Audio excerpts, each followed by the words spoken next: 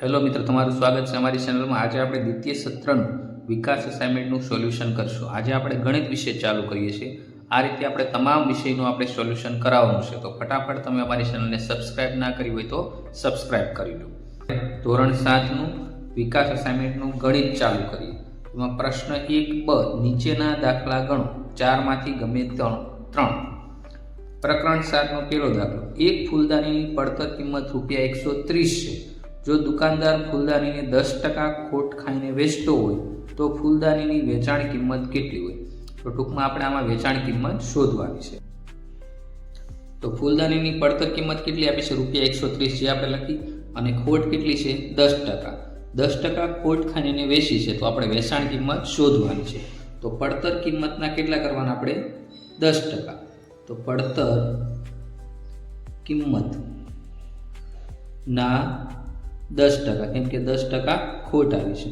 હવે પડતર કિંમત કેટલી હતી? 130 ના 10%, છેદમાં શું આવશે? ટકા છે એટલે 100, તો આ આપણે ખોટ મળશે। તો 0 0 ઉડી ગયા, તો હવે કેટલા વધ્યા? 13 એકા 13, તો ખોટ આપણે કેટલી મળી? ખોટ બરાબર 13 રૂપિયા।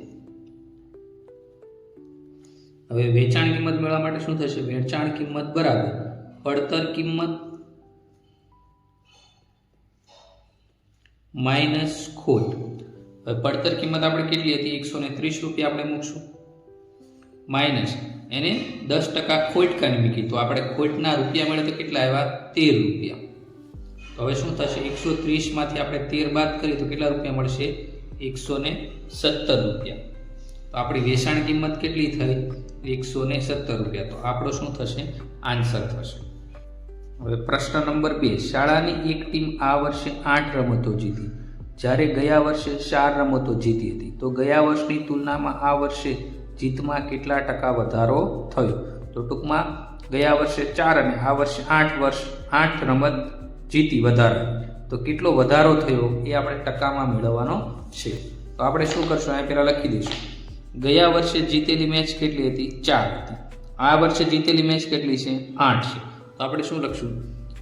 ગયા વર્ષે 4 મેચ બરાબર કેટલું થયું? 100% થયું। હવે આ વર્ષે કેટલી મેચ જીતી? 8 મેચ। 8 મેચે કેટલા ટકા? તો હવે આ બંનેનો ક્રોસ ગુણાકાર થશે, 8 ગુણ્યા 100, છેદમાં કેટલા થશે? 4 થશે। તો 8ની જગ્યાએ 4 દુ 8, તો 4 4 ઉડી ગયા, વધ્યું શું? 2 ગુણ્યા 100 બરાબર કેટલું થયું? 200% થયું। તો આ વર્ષે કેટલા મેચ જીતી કહેવાય? 200 વર્ષે। આ વર્ષે જીતેલી મેચ બરાબર 200% થયું। હવે આપણે શું કીધું? વધારો ટકામાં। વધારો ટકામાં। હવે શું કરશું? આ વર્ષે જીતેલા ટકા, તો આ વર્ષે જીતેલી મેચ ટકામાં માઇનસ ગયા વર્ષે જીતેલી મેચ ટકામાં। હવે આ વર્ષે કેટલી જીતેલી હતી ભાઈ? 200%, જે આપણે મેળવાય 200 માઇનસ ગયા વર્ષના આપણે કેટલા લીધા? 100%। આપણો આન્સર શું થયો? 100%। તો વધારો કેટલો થયો? 100%। તો વધારો બરાબર કેટલો થયો? 100%નો શું થયો? વધારો થયો। પ્રશ્ન નંબર 3, ₹5000નું 8% લેખે 2 વર્ષનું વ્યાજ શોધો। તો આપણે શું લખશું? હવે મુદલ P બરાબર કેટલી થઈ? 5000 આપી, મુદત N કેટલા આપ્યા? 2 વર્ષ, અને વ્યાજનો દર કેટલો આપ્યો? 8%। તો આપણે વ્યાજનું સૂત્ર લખશું, I બરાબર PRN છેદમાં 100। I એમના, I એટલે વ્યાજ, P કેટલું છે? 5000, વ્યાજનો દર R કેટલો છે? 8%, અને મુદત કેટલી છે? 2 વર્ષ, છેદમાં કેટલા આવશે? 100 આવી જશે, 0 0 ઉડી ગયા, વધ્યું શું? 50 ગુણ્યા 8 ગુણ્યા 2, 5 8 40, 40 દુ 80, અને આ 0, તો કેટલું પણ વ્યાજ મેળવ્યું? 800 રૂપિયા। તો વ્યાજ બરાબર આપણે શું લખશું? વ્યાજ ₹800 થશે।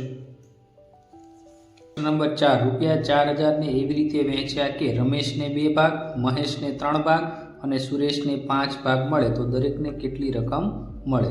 તો પ્રશ્ન નંબર 4, તો કુલ રૂપિયા કેટલા છે? 4000. કુલ રૂપિયા 4000. આપણે ધારો કે દરેકને x ભાગ મળે છે. દરેકને x ભાગ મળે. તેથી રમેશના કેટલા ભાગ કીધા? 2. તો રમેશના 2 ભાગ. તો એ શું થશે? આપણે x ધાર્યા એટલે 2x. ત્યાર પછી મહેશના 3 ભાગ. મહેશના 3 ભાગ. તો એ કેટલા થશે? 3x. ત્યાર પછી શું આવ્યું છે? સુરેશના 5 ભાગ. શું થશે? 5x. તો હવે કુલ ભાગ કેટલા થયા? 2x વત્તા 3x વત્તા 5x બરાબર ટોટલ 10x થયો. હવે પેલો ભાગ કોનો આવશે? રમેશનો ભાગ. રમેશનો ભાગ. તો રમેશનો ભાગ કેટલો હતો? 2x.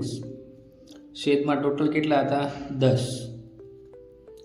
10x ગુણ્યા કુલ રકમ આપણે કેટલી હતી? 4000. તો x ઉડી ગયા. 2 પંચા 10 અને અહીંયા શું થઈ જશે? 8 પંચા 40. તો 5 5 ઉડી ગયા. તો વધ્યું શું? 8 અને 2 શૂન્ય. તો 800 રૂપિયા. તો રમેશને કેટલા મળશે?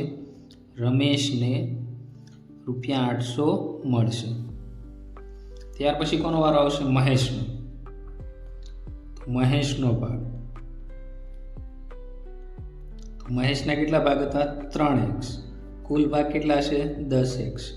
રૂપિયા ટોટલ કેટલા હતા આપણી ઉપર? 4000. x ઉડી ગયા. આ શૂન્ય ઉડી ગયું. આ શૂન્ય ઉડી. વધ્યું કેટલા?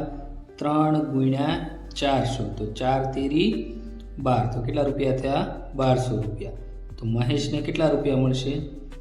મહેશને રૂપિયા 1200 મળશે.